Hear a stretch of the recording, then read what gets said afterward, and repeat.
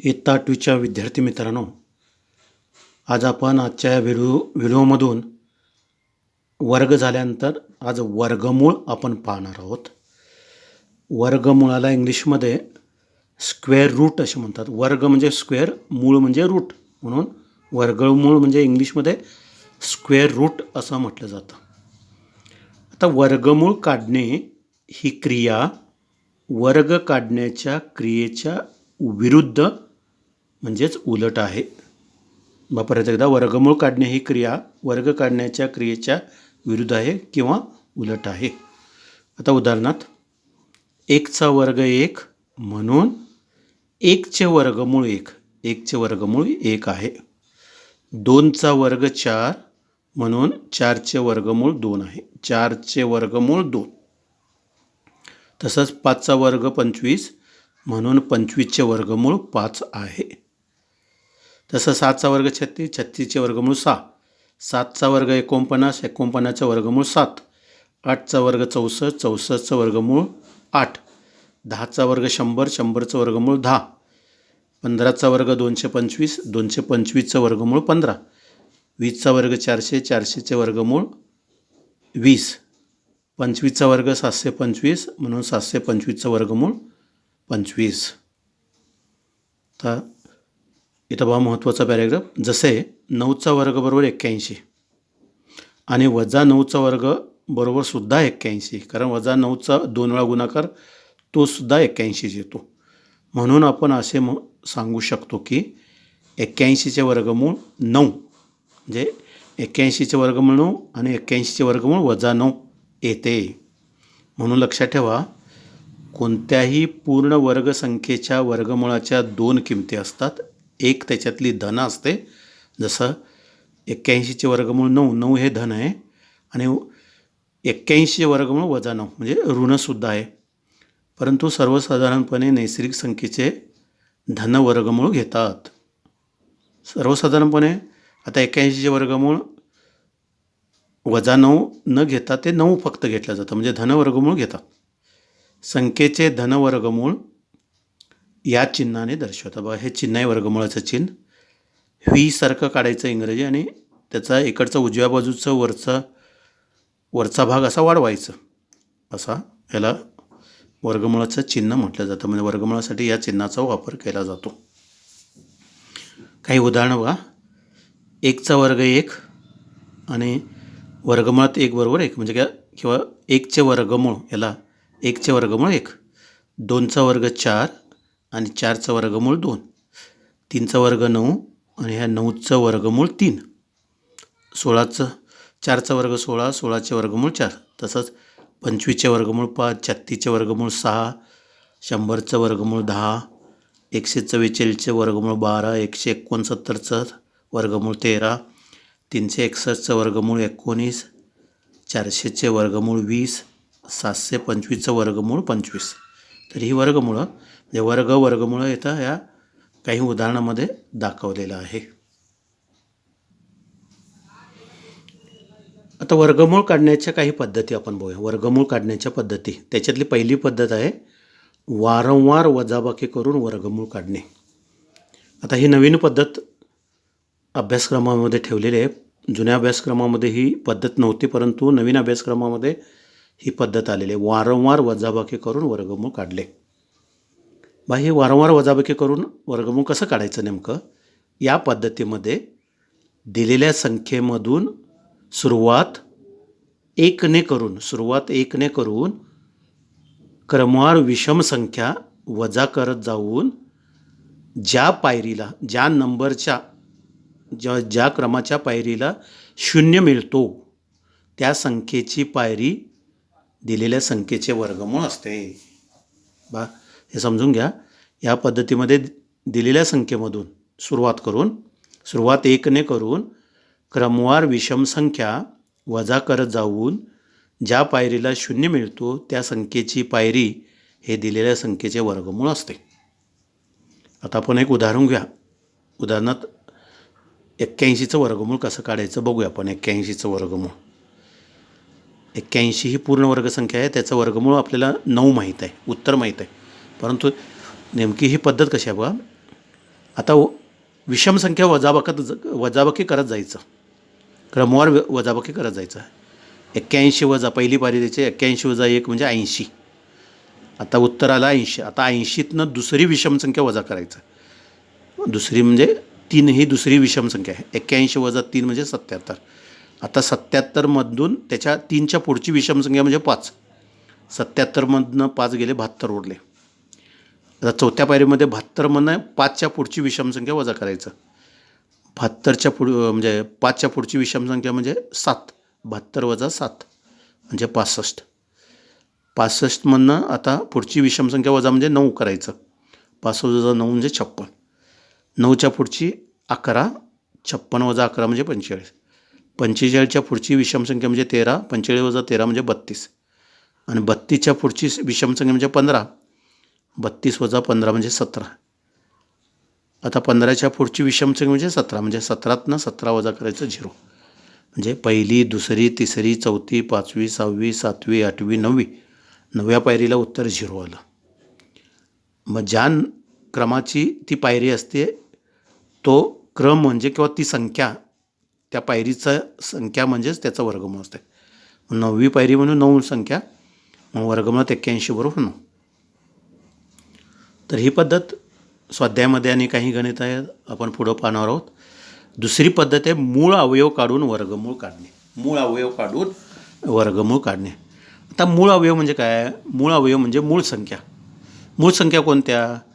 2, 3, 5, 7, 11, 13, 17, 19 ह्या मूळ संख्या आहेत, त्यांना मूळ अवयव म्हणायचं. मग तशा प्रकारचे अवयव काढून दिलेल्या संख्येचे वर्गमूळ काढायचं. आता उदाहरणार्थ 324 ही पूर्ण वर्ग संख्या आहे. मूळ अवयव पद्धतीनं आपल्याला पूर्ण वर्ग संख्येचे वर्गमूळ काढता येते. अपूर्ण वर्ग संख्येचे वर्गमूळ या पद्धतीनं काढता येत नाही. मूळ संख्याच पाहिजे, पूर्ण वर्ग संख्या पाहिजे. पूर्ण वर्ग संख्येचेच वर्गमूळ अवयव पद्धतीने काढता येते. आता उदाहरणार्थ 324 पहिल्यांदा याचे मूळ अवयव काढून घेऊ आपण. मूळ अवयव म्हणजे 2, 3 असे 2 भागूया. बे 1 बे, 1 उरला 12 झाले, बे सकळ 12, बे 2 4, परत बे 8 16, बे 1 बे. आता बेनं भाग जात नाही. आता 3 3 2 6, 2 उरले, 3 7 21, 3 9 27, 3 3 9, 3 1 3. वर्गमूळ काढत असताना आपण एक लक्षात घ्यायचं की समान अवयवांच्या इथं जोड्या आल्या पाहिजे, जोड्या झाल्या पाहिजेत. बा इथं 2ची जोडी, 3ची जोडी, आणखीन एक 3ची जोडी. म्हणून 324चे अवयव हेच अवयव 2 गुणिले 2, 3 गुणिले 3, 3 गुणिले 3 म्हणजे इथं समान अवयवांची जोडी करायची. समान अवयवांची जोडी 2 गुणिले 2, 3 गुणिले 3, 3 गुणिले 3. 2 गुणिले 2 म्हणजे 2चा वर्ग, 3 गुणिले 3 म्हणजे 3चा वर्ग, आणि 3 गुणिले 3 म्हणजे 3चा वर्ग. आता याचं वर्गमूळ चिन्ह ठेवायचं. वर्गापैकी एक खालचा त्याचा पाया घ्यायचा वर्गमूळ काढत असताना, किंवा हेही वर्गमूळ चिन्ह ठेवू शकता तुम्ही. मग याचा पाया 2, ह्याचा पाया 3, ह्याचा पाया 3, पायातल्या संख्या घ्यायचं वर्गमूळ काढत असताना. 3 त्रिक 9, 9 2 18 म्हणून 324चा वर्गमूळ 18 हे अवयव पद्धतीनं आहे. आता आपण स्वाध्याय 5.3 पाहणार आहोत. त्याच्यातलं पहिलं गणित, खालील संख्यांच्या वर्गमूळाच्या एकम स्थानी कोणता अंक येणे शक्य आहे? बघा सूचना कसे, खालील संख्यांच्या वर्गमूळाच्या एकम स्थानी कोणता अंक येणे शक्य आहे. म्हणजे काही 4 संख्या दिलेल्या आहेत, त्या संख्यांची वर्गमूळं काढली, त्या वर्गमूळाच्या किमतीमध्ये एकम स्थानी म्हणजे शेवटचा अंक कोणता असू शकतो. बघा 9801 ही संख्या आहे. आता ह्या 9801चं जर वर्गमूळ आपण घेतलं तर एकम स्थानी कोणत्या संख्या असू शकतात एकम स्थानी. आता पहिल्यांदा आपण विचार करायचं, कोणत्या संख्येचा वर्ग केल्यानंतर, वर्गावरून आपण विचार करूया. कोणत्या संख्येचा वर्ग केल्यानंतर, कोणती संख्या आहे, मग 1 अंकी असेल, 2 अंकी असेल, 3 अंकी असेल, 4 अंकी असेल, कोणत्या संख्येचा वर्ग आणि वर्गमूळ ह्या उलट क्रिया आहेत. मग कोणत्या संख्येचा वर्ग केल्यानंतर आपल्याला शेवटचा अंक 1 मिळेल. आता 1चा वर्ग केल्यानंतर 1 मिळेल, म्हणून याच्या वर्गमुळामध्ये 1 असू शकतो. आणि 9चा वर्ग केल्यानंतर एकम स्थानी 99 81, 81मधला शेवटचा अंक म्हणजे 1, म्हणून याचं वर्गमूळ काढल्यानंतर त्याच्या एकम स्थानी 1 किंवा 9 असू शकतो. नंतर ही दुसरी संख्या आहे 99,856. इथं शेवटची संख्या 6, याचा वर्ग केलो आपण. मग याचा वर्ग म्हणजे याचा नव्हे, ॲक्च्युली कोणत्या संख्येचा, मग शेवटचा अंक 4 असेल. याच्या वर्गमुळाचा शेवटचा अंक 4 असेल. 4 चोक 16 म्हणजे वर्ग केलं, 4चा वर्ग केलो तर 4 चोक 16 म्हणजे शेवटचा अंक 6 असू. आणि 6 6 36, 36मध्ये शेवटचा सुद्धा सांग, म्हणून हे 2 अंक असू शकतात याच्या वर्गमुळाचे. तर 1च्या बाबतीत 1 आणि 9 मगाशी बघितलेले आहे. आणि 5च्या बाबतीत 5च असू शकतो. लक्षात ठेवा, 5च्या बाबतीत 5च असू शकतो, एकच संख्या. दुसरं गणित, गणित न सोडवता फक्त निरीक्षणाने पूर्ण वर्ग नसलेल्या संख्या शोधा. पूर्ण वर्ग नसलेल्या संख्या शोधा. आपण माहिती करून घेतलेली आहे ह्याच्या अगोदर सुरुवातीला. ज्या संख्येच्या एकम स्थानी 2, 3, 7 आणि 8 या जर संख्या असतील तर ती संख्या ही पूर्ण वर्ग संख्या नसतेच. मग 153मध्ये शेवटचा अंक 3 आहे. 2, 3, 7, 8, मग 3 असल्यामुळे ही पूर्ण वर्ग संख्या नाही, ही सुद्धा नाही. नंतर 8 ही सुद्धा नाही. 8, 2, 3, 7, 8, मग ही सुद्धा नाही. 441 ही पूर्ण वर्ग संख्या, 21चा वर्ग. मग ह्या पहिल्या 3 संख्या ह्या फक्त निरीक्षण करून आपण त्या पूर्ण वर्ग संख्या नाहीत हे सांगू शकतो.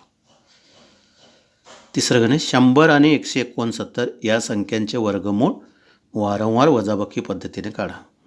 पहिली पद्धत वारंवार वजाबाकी पद्धतीनं. आता पहिल्यांदा आपण 100 बघूया.